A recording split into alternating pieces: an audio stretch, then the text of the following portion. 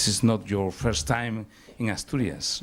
We are very happy to you here with us, and it's really a honor and privilege to be with this very great school, engineering school, and for us it's a very important moment to be here with us. Muchísimas gracias por acompañarnos. Yo creo que es un momento, es la segunda vez que tenemos el enorme privilegio de tener al profesor Cooper con nosotros. Ya estuvo en el año 2009 cuando recibió el premio Princesa, en aquel momento Premio Príncipe de la Fundación, y creo que es un momento feliz para todos, ¿no?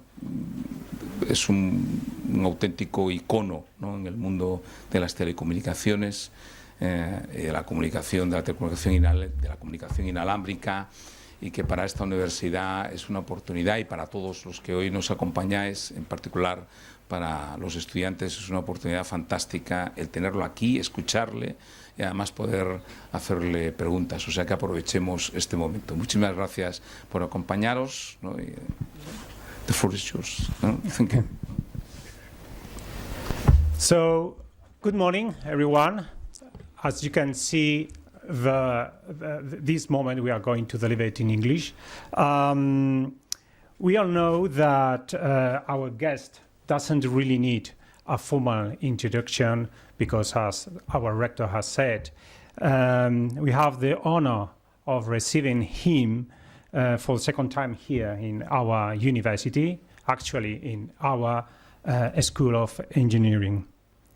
Martin, if you're not careful, we will set up an office here for you so that you can give us classes of electronics, of telecommunications, of entrepreneurship, or even car repair, something I know you have been dealing with in your life. Martin Cooper is known as the father of the portable cell phone, the first person to make a phone call just 50 years ago. But he is overall a dreamer. At 94, he still dreams on. Please give a warm welcome to the winner of the Prince of Asturias Award in 2009, Martin Cooper.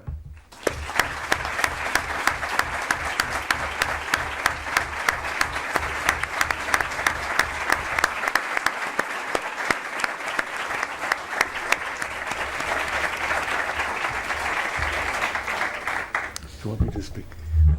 You want to say something? No. Yeah, we can. So, you feel free, you are at home. So today we are going to enjoy his presence for about half an hour. So in order to make the most of this time, we think that the best thing to do is a round of questions and answers. So Yes. if you agree. So today there's a lot of people here, mostly students, lecturers, researchers. So probably many of them will have some questions to make, but as I have the microphone, I'll go first. So I would like to say, in your opinion, what are the most exciting challenges that, or the most relevant breakthroughs in technology that we will see in the near future, in the years to come? And what are the main challenges that we have to face in obtaining those new technologies? Well, An easy one to start with. That's good. Yeah. well, first, let me apologize for my lack of ability to speak Spanish. At one time, when I was younger, maybe when I was only 80 years old, I wanted to know everything. And I finally discovered that it's not possible. So I'm now focused on a few narrow areas. You asked me what the biggest problems we have. Well, I don't have to tell you about the fundamental problems. The worst thing we have is warfare. And it is my belief that the only way we will solve the problem of warfare is to have an intelligent population. And so my second passion is education, and that's why it's such a great pleasure to be here among people who are learning. I must tell you, those of you who are students, you will never stop learning. I hope you'll never stop learning. Even at my age, my biggest thrill is to get new information, and that is the biggest thrill I have coming to Spain. I have learned so much in the last few days about the advances in technology and in education. It's amazing. I thought that we were the leaders, but you are not. This is not the case. There's some really wonderful things going on. So when we get to the technical aspects, my focus has been from the beginning of my career on radio spectrum mostly, and that to me is a major challenge. Why? Because you know the cell phone, cellular, you call it the mobile phone, is now 50 years old. It's my opinion that we are now just learning how to use this tool for society. And in order to use this tool in the future to solve problems, that's what we engineers do, is that right? Mm-hmm. We solve problems. We look at what's going on in society, we decide what's wrong, and we try to fix it. I think in the past 50 years, the mobile phone has been useful, but think of what the problems that we can solve with the ability to be connected. There are three major areas. Number one is healthcare. It's my opinion, and I know at least in the United States, that our healthcare system is broken. It is not working because what we do is allow people to get sick, and then we try to cure them. We now have the potential, since we are now connected full time, we now have the potential of analyzing our bodies, doing what we have a thing called a physical examination. You have that in people do an exam once per year. It's useless because diseases do not wait for you to come and have a disease. So we now have the potential of examining your body not once a year, but every minute. And then when a disease starts to be generated within your body, we attack it and stop it. Think about that. There is the possibility, maybe not in our generation, but in future generations, to have no disease, eliminate disease. The educational process is now being revolutionized. I know this is happening because I have talked to a high school yesterday, to a junior school the day before. We are starting to realize, and I hope this is true at this university, that having a lecturer doing what I'm doing now, lecturing for 1 hour, and then the students move away, is not an efficient way of teaching. Why? Because the students now have full-time access to all the knowledge in the world. They don't need the teachers just to recite information to them. The teachers can now focus on the wisdom that they can offer.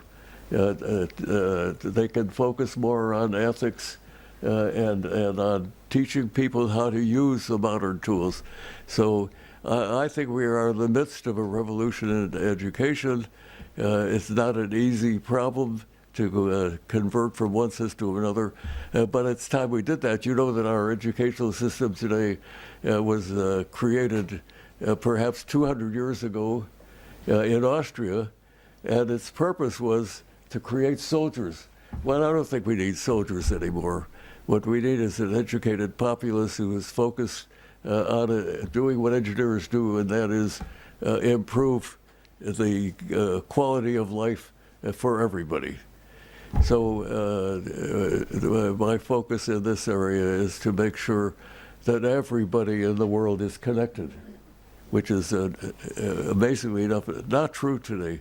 I assume all of you have mobile phones. Is that true? Yeah. Everybody here have mobile? You know, it's part of our lives. And as I said before, I think we just now are learning how to use it. We're going to eliminate disease, have a more educated populace, and the most important thing beyond that is with the efficiency that we get from the ability for people to collaborate, that we can totally eliminate poverty. There's no excuse for anybody to be poorer in today's society. We have the ability we know that we can create enough food for everybody in the world. We have not learned yet how to distribute this food and how to make, to educate everybody so they can earn a quality of life. But all of that potential exists.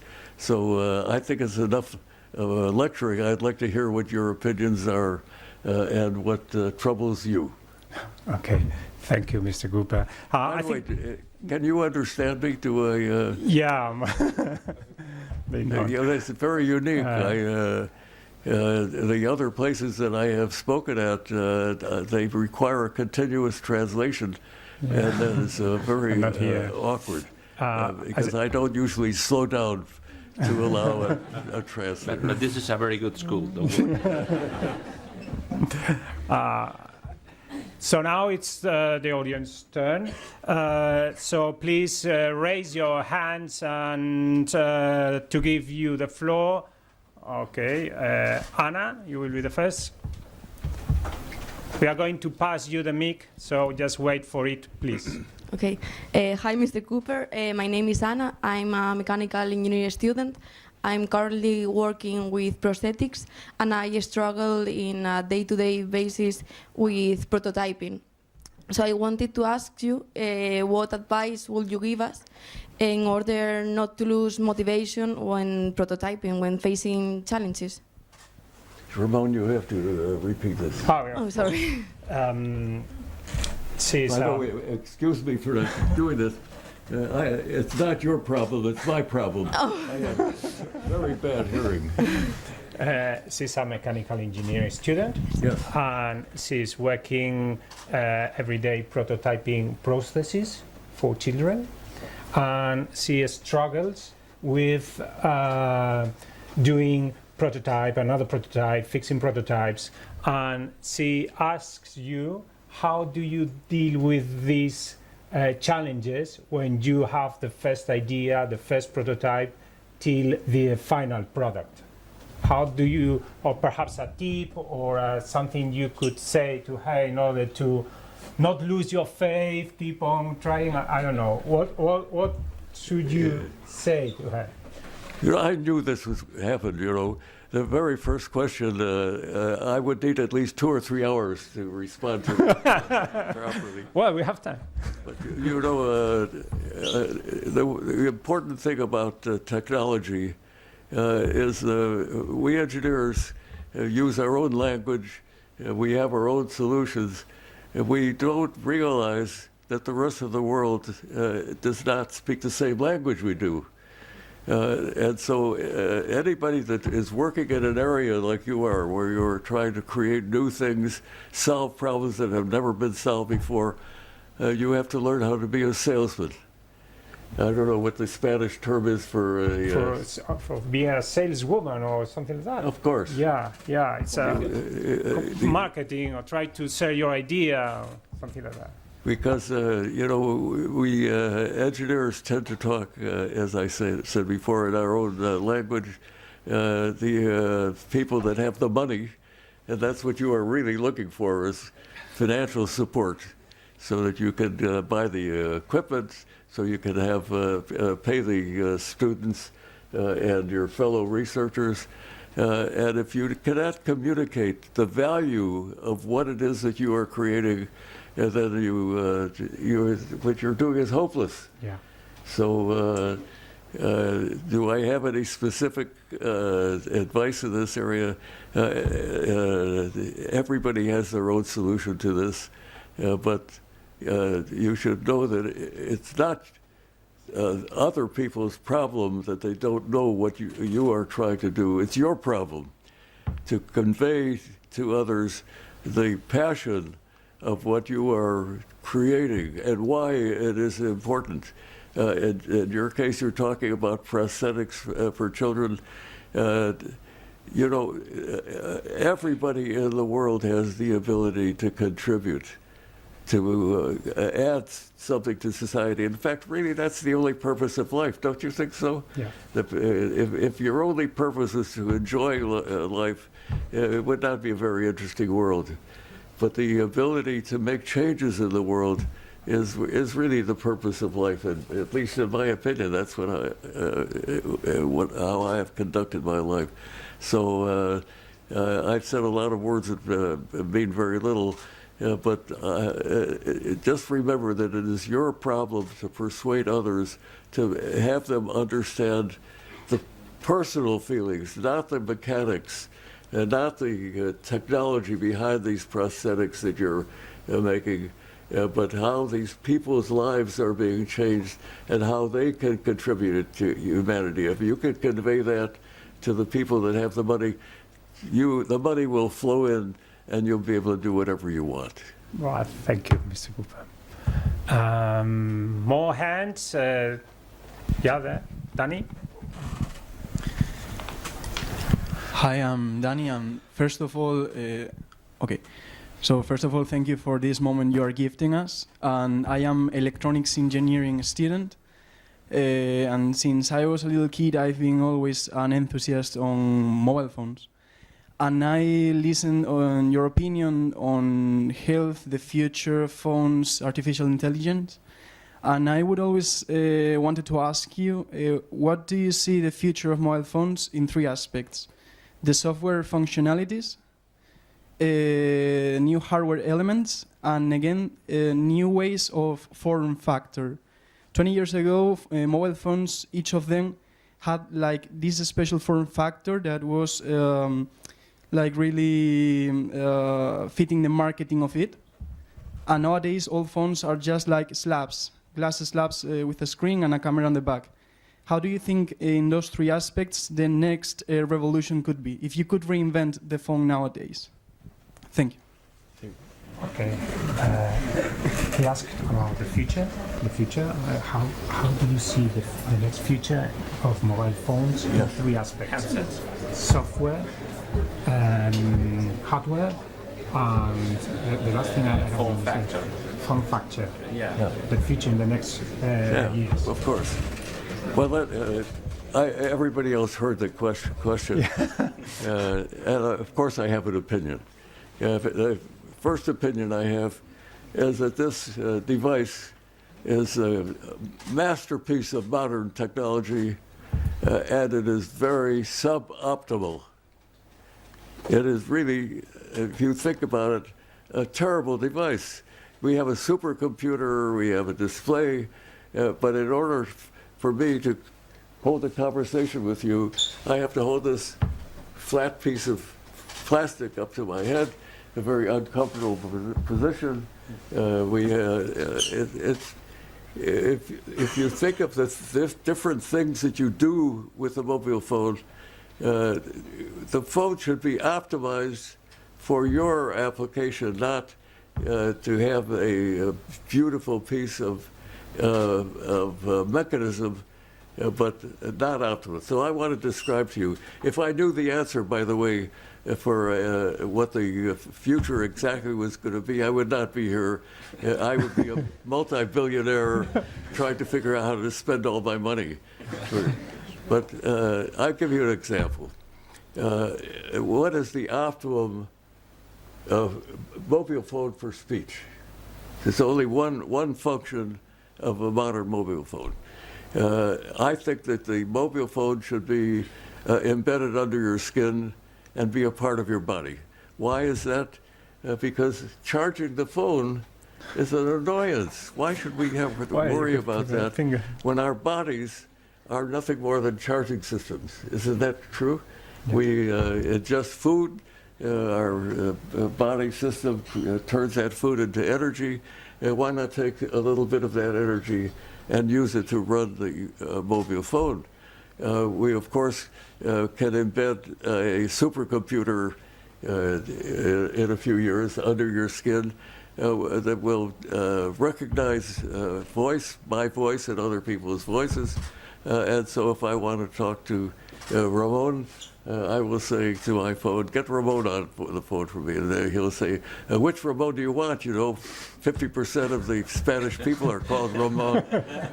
So I say, well, the one at the university. And the next thing you know, we are speaking. To me, that is an optimum phone. And even then, maybe not. Maybe I should just be thinking, I want to talk to Ramon, and the next thing we know, we're... So I think you get the point. When it comes to visual connectivity, we need some devices. A flat screen like this is not optimal in any way. We need devices that allow you to do augmented reality. You should be able to see whatever you want to see at a distance, and also the things that you see. And so the future phones will be, first of all, embedded in our glasses, and ultimately, I know people think that I want to turn the world into robots. That's not the case. The human mind will always prevail, but I want to see the world using these tools. And so in the future, you know, the lenses in my eyes are artificial. I think that everybody will have some kind of an artificial lens that will allow them to do augmented reality, so they can, the idea of looking at a two-dimensional display will have no validity. So when you talk about the software part of it, I suspect that you are all more expert at this than I am, so I'm not going to say a word about it. So, Okay. please. More questions? Yeah, up there. Yeah.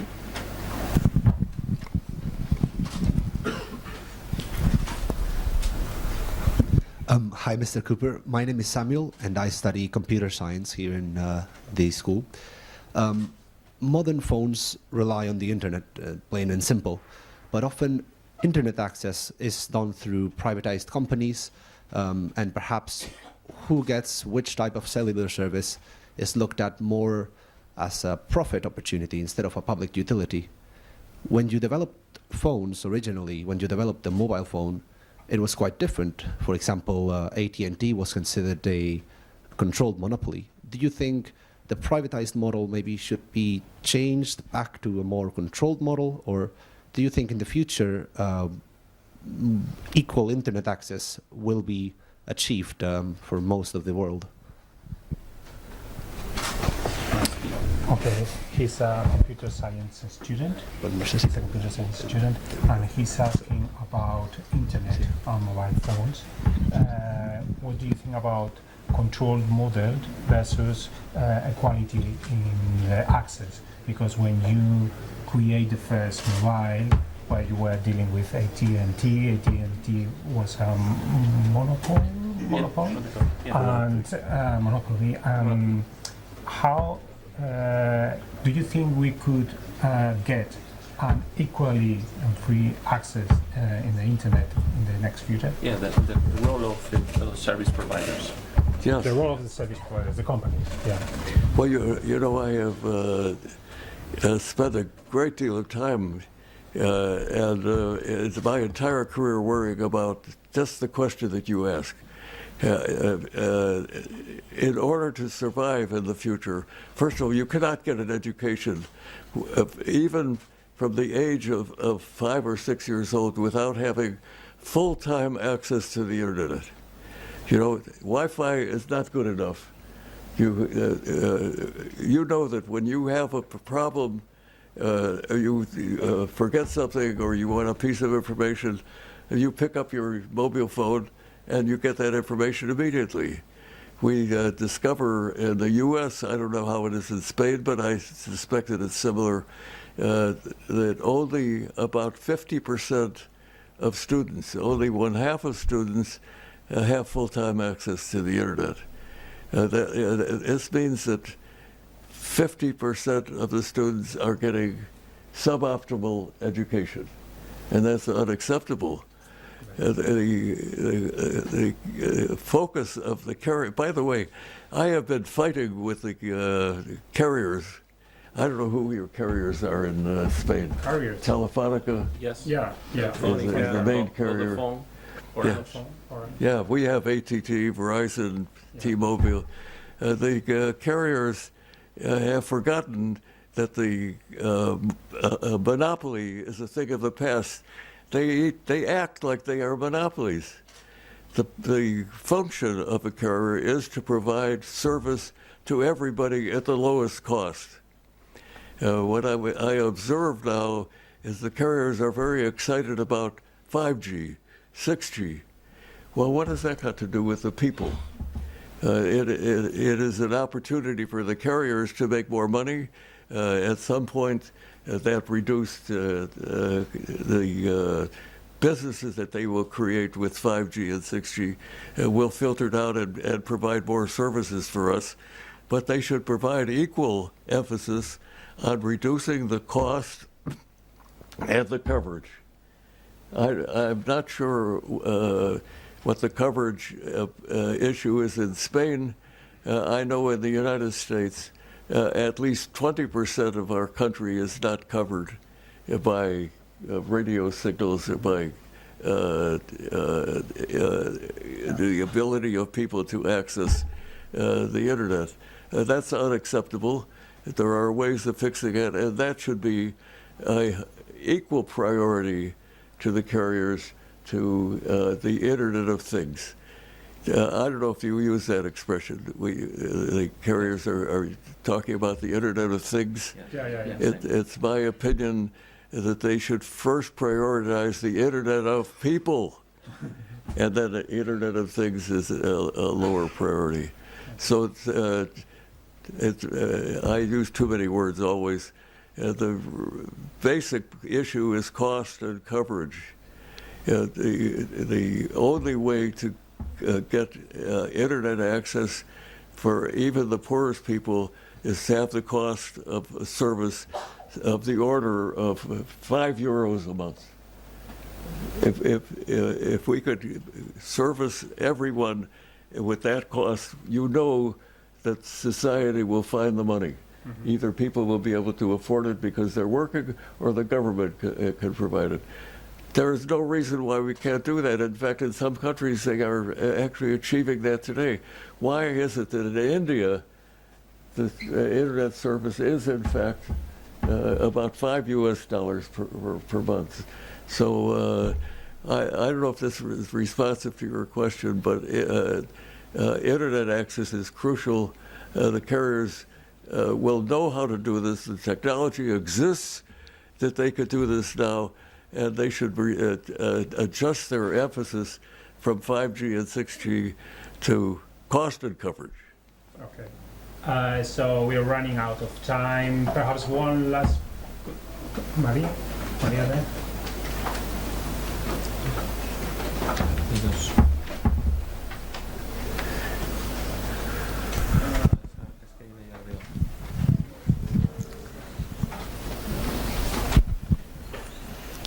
Hi, my name is Komal Khan, and I'm a PhD researcher here at the university.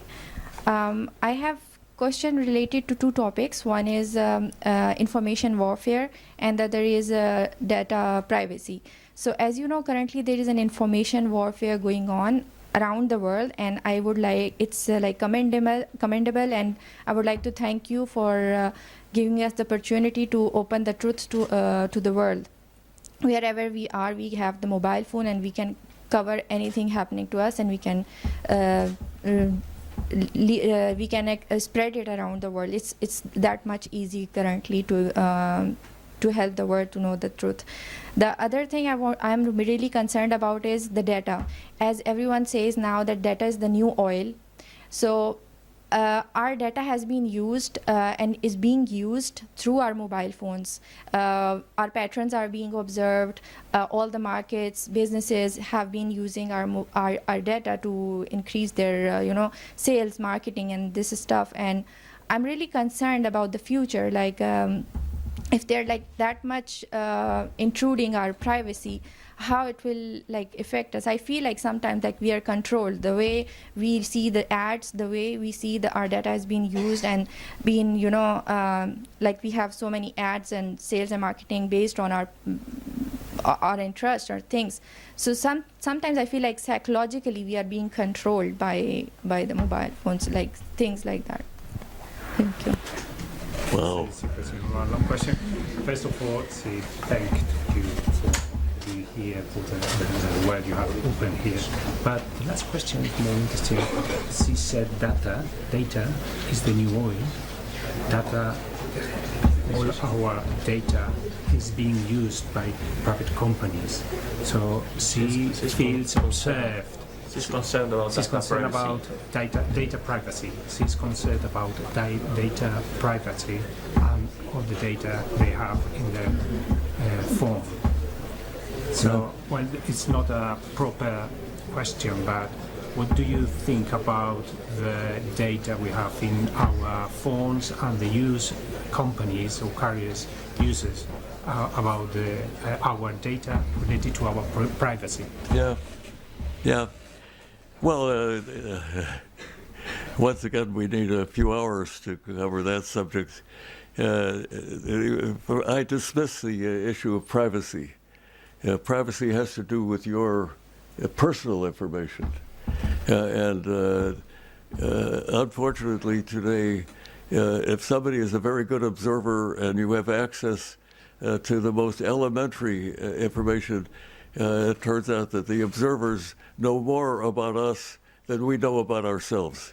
So I hate to put it in this way, but privacy is dead. We have no privacy. Everybody knows everything about us.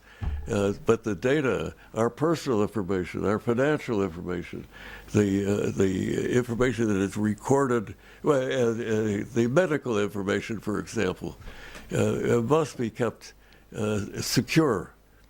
And we do know how to keep data secure.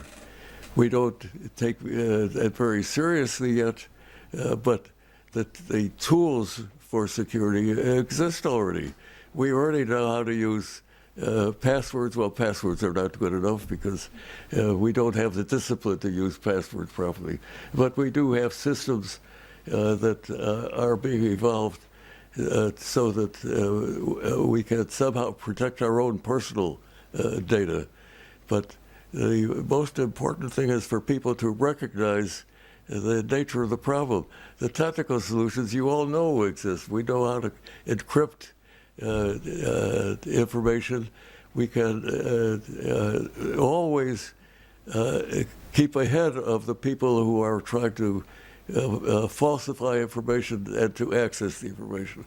That, by the way, I think you know is a continuous job. That will keep the experts on encryption busy forever, because as they solve the problem of encryption so that nobody can decrypt, the criminals get smarter and smarter, and so the encryption has to keep going one generation after another.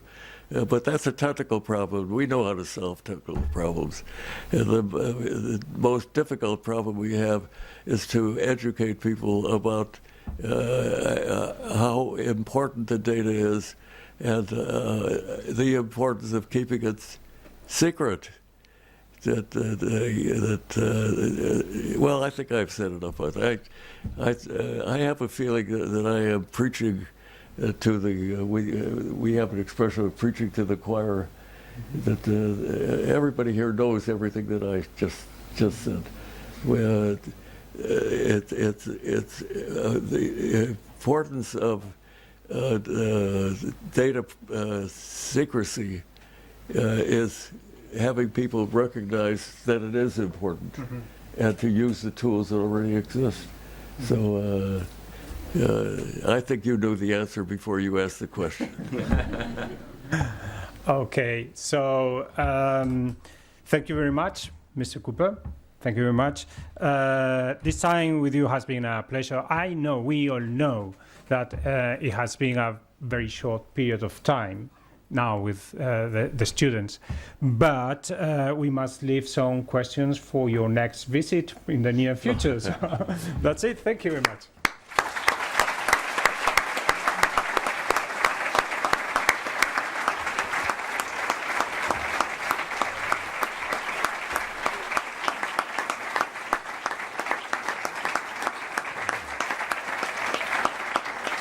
Muchas gracias. Thank you so much. I can't tell you what I feel like. I'm with my people, and I'm really serious. I think you were being very polite to me. I think you knew the answers to these questions before I even said a word. But I do hope that you invite me back again, and I come back with great enthusiasm. Thank you so much.